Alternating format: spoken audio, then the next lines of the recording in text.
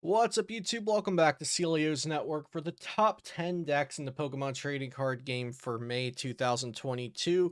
There will be a handful of major events played in this format, including Indianapolis, New Jersey, and Vancouver regionals after the making of this video. So today, in my opinion, these are the top 10 decks for this format. We're going to take a quick look at some lists and talk about the decks. Other resources to help you prepare for Indianapolis regionals and other upcoming events in May are Pokestats TCG. We have deck power rankings over there. Andrew Mahone and Tricky Jim put out a good what to expect at Play Pokemon events video a few months back. And then recently on this channel, I had the Indianapolis Regionals metagame discussion, and I do these metagame discussions for pretty much every major event happening in North America, and also sometimes I'll do it for foreign events as well. Other than that, just remember to subscribe to this channel and check out all my sponsors in the description down below. Now let's get into what I think the top 10 decks are for May 2022 in the Pokemon trading card game. At number 10, we have the Intelion Dark Arceus VStar Toolbox. Some people call this Arceus Birds. Pretty much what makes this different from Arceus and Inteleon is that there's only a 2/2 line typically of Arceus in this deck, and it's really a toolbox build giving you a lot of different options to do whatever you want. This can be built in different ways. You can put other types of basic energy in with other different attackers if you so choose to, but this is kind of the typical way to build this kind of toolbox list. And as you see here, we'll have the recent placement and the person who piloted the deck list that you see on the screen for each of the top 10 decks today.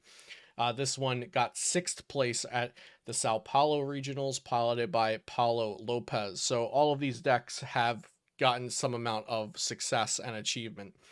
They're not just on the screen for no reason. So all of these decks have been somewhat viable in this format and will continue to be viable. Next at number 9, we have Suicune V with Ludicolo. Of course, Finnegan Lynch got 2nd place at Salt Lake City regionals with this, which was a really big placement, and the deck was not getting a lot of respect prior to that placement.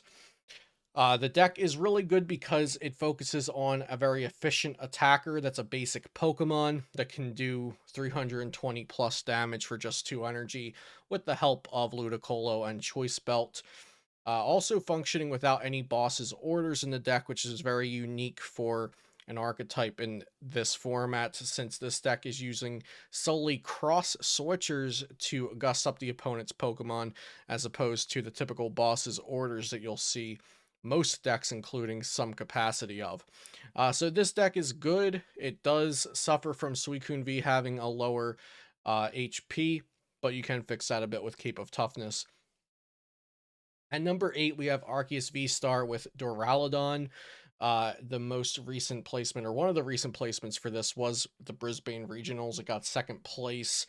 It hasn't been doing too well the past few major events, but I do think it's due for a return in Indianapolis Regionals, which is why I have it on the top 10 decks again for May. Arceus Duraludon is strong because Duraludon VMAX walls out Pokemon's attacks that are using special energy. So things like Rapid Strike Energy, Fusion Strike Energy, Double Turbo Energy are all very popular. And if the opponent's Pokemon has that on them, Duraludon VMAX does not take damage from attacks. And then Duraludon is also a very efficient attacker, doing 220 for 3 energy with no drawbacks to the attack. So Duraludon VMAX has a lot going for it, and I think we'll start to see it come back into the metagame.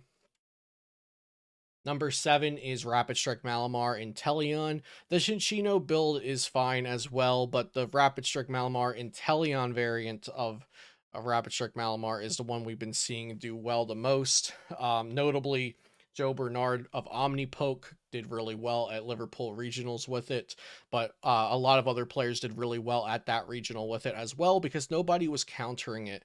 Rapidstrike Malomar doesn't do well when you limit its bench with things like Avery and Collapse Stadium, and those cards weren't being teched into decks a lot.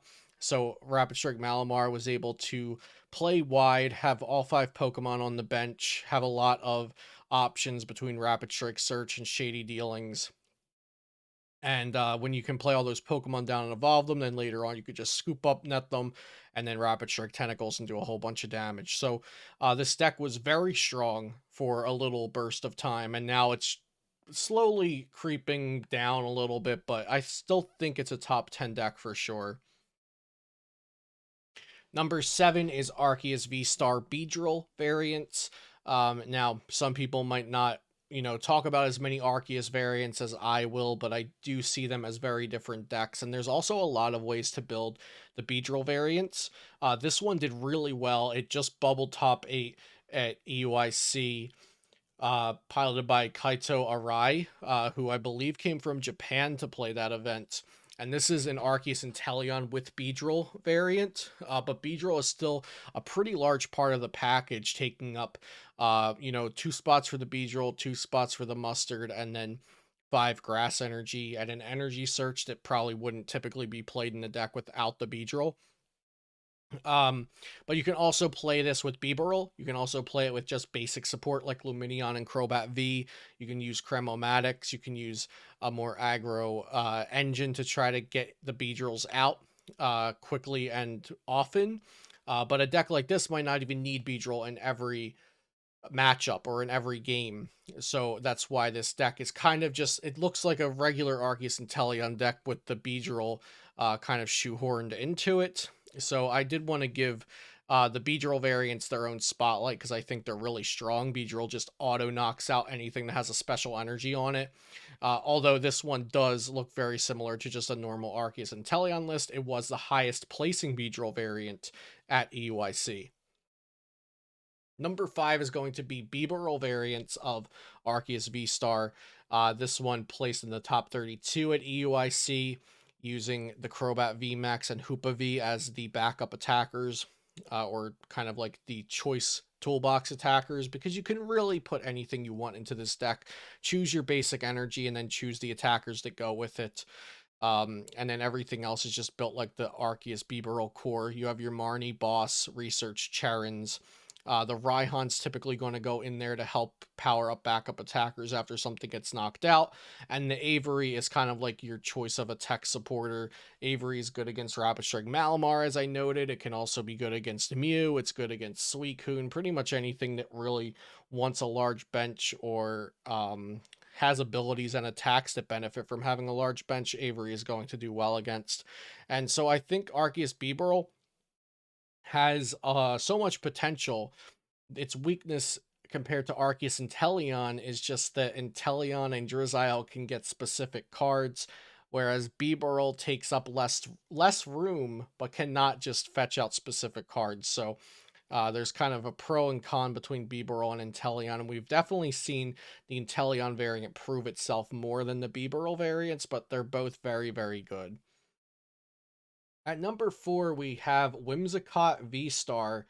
Now, I didn't think I'd be putting this in my top 10 list or even so close to number 1 just over a week ago, but Frank Persick piloted it to a second place finish in EUIC, and I've played the deck more myself now.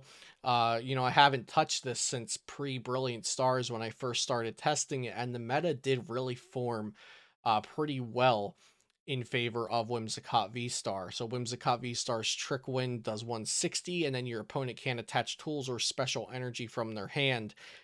And what do you know? There's a whole lot of special energy going on.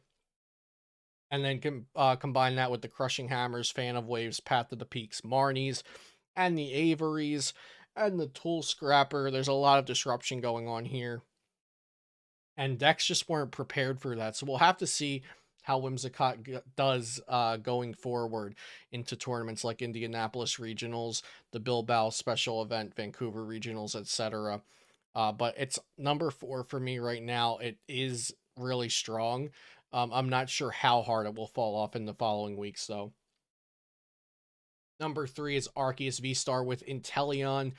This is kind of the core average build of Arceus V-Star, and I love this deck so much. I wish I could put it higher, but it does have very fragile and awkward starts, Getting past that turn 1 is really the challenge with this deck, and then from there you can get whatever cards you need out of the deck with Starbirth and with Shady Dealings, both the Drizzile and the Intelion.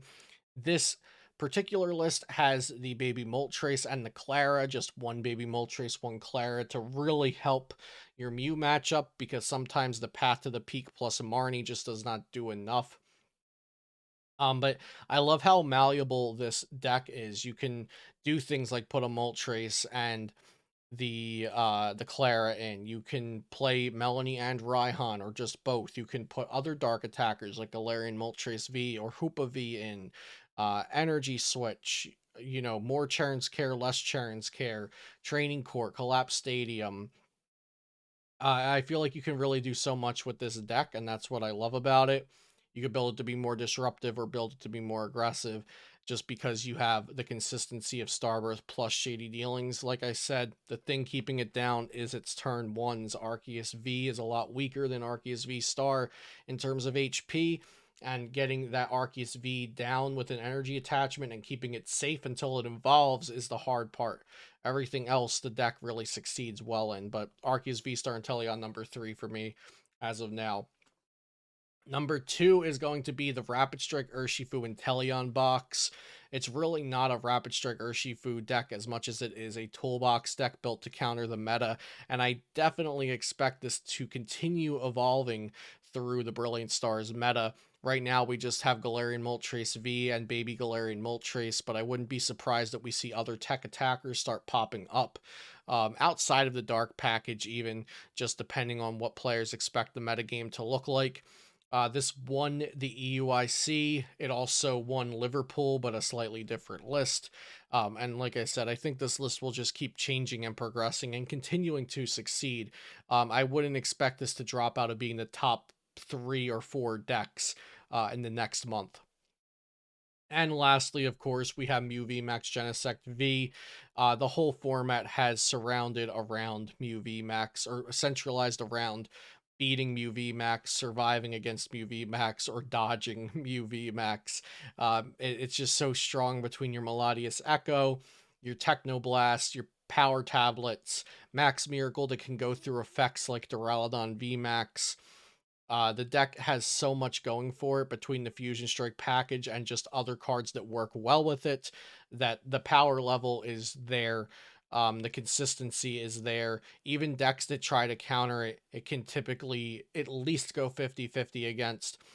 So this is the number 1 deck still to watch out for. If you're going into an event, plan to play against this deck. And I'd also say plan to play against Rapidstrike Urshifu and Arceus Intelion. If you're using this top 10 list at all as a gauge to think about what you're going to play against, I definitely say the top 3, but the first deck to start out with is Mew V Max. If your deck can't beat Mew V Max, it really just has to beat everything else, because um UV Max is such a driving force of our current metagame in the Brilliant Stars format. So that is going to be it all for today. The top 10 decks in the Pokemon TCG standard format as of May 2022. Thank you all so much for watching today. And be sure to subscribe to the channel for daily Pokemon TCG content. And good luck at any events that you're going to in May or shortly thereafter. If you have any questions or comments, please leave it down below. And I'll see you next time here on Celio's Network.